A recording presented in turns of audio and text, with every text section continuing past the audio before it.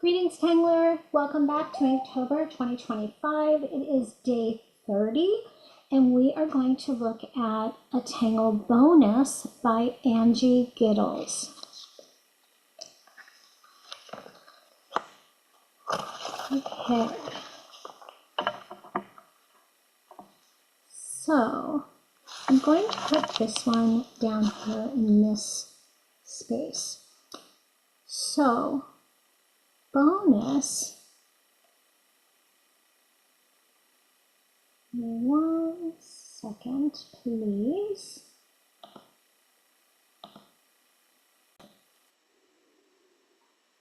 Okay, so we're going to start with a center orb, and then I'm going to make teardrops. So we're going to have 5 of them. And I believe you will have heard me say, but if not, I'm going to show you again, or for the first time. So I like to think when I'm trying to get 5 of something in a circular fashion, I like to think of a stick figure. So that's not my head, actually. This, in this case, is going to be the body. So I'm going to put a teardrop in the head position. And then I think of these cheerleader arms. I'm going to put one out there and one out there. And then I think of my cheerleader stance legs.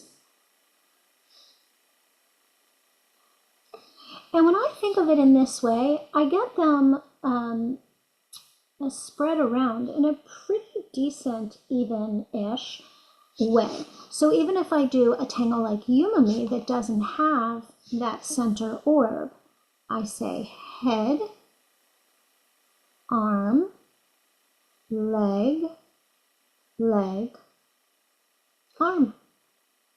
And it just always seems to work out for me. Again, it's not perfect. Zentangle's not perfect. I'm not trying for perfect. But it just helps me to visualize where I want them to be. So I'm going to go for head, arm, leg, leg, other arm.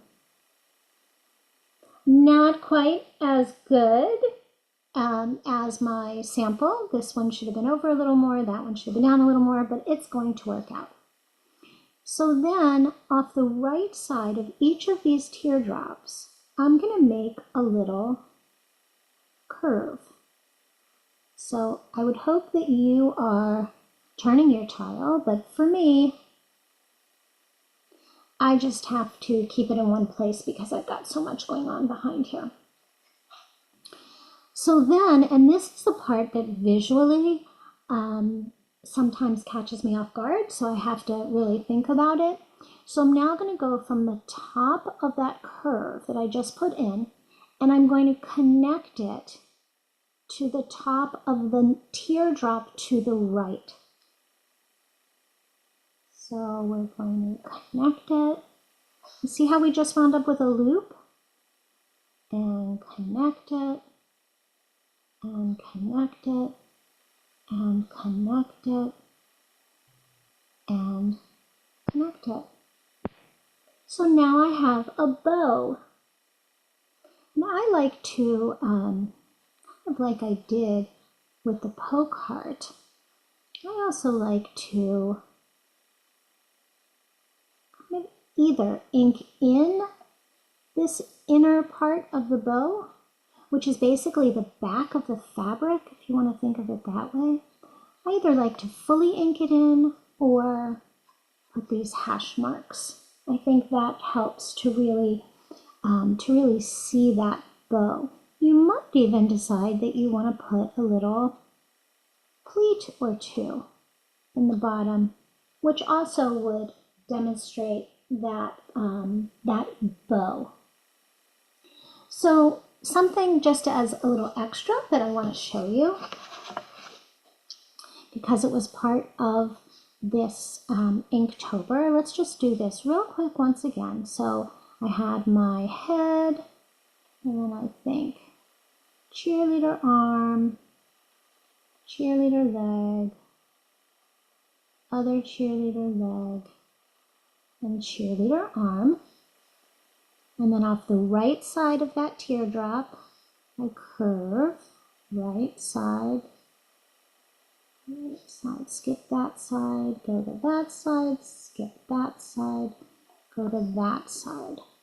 And we now know that this, and we can make it a little curvy if we want. Now that we kind of know what we're getting. Okay? And then I'm going to put in a pleat, just because I like to. And then let me take those middles. You don't have to do this. Just another, it's just an embellishing. The next part that I want to show you.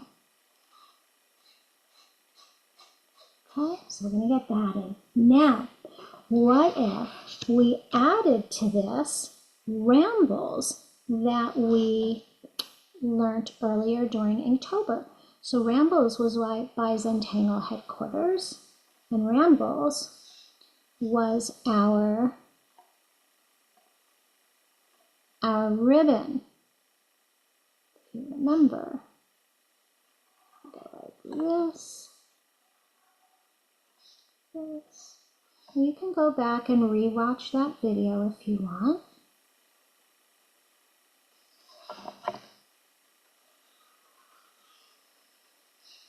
But look at how, if we combine these two together, look at how awesome that is.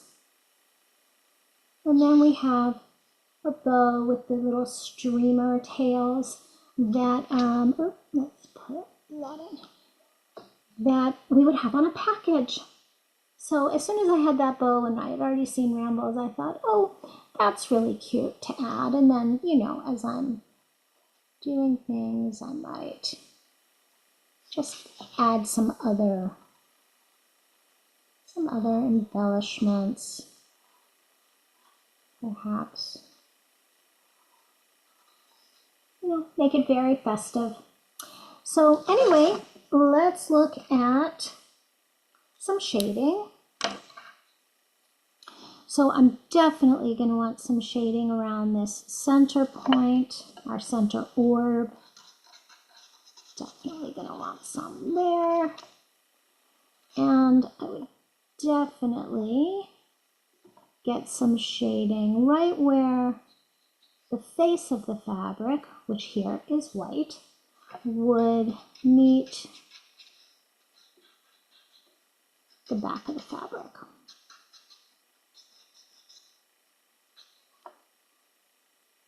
Awesome. Maybe bring that out a little bit more. And then I even might, add, notice I didn't add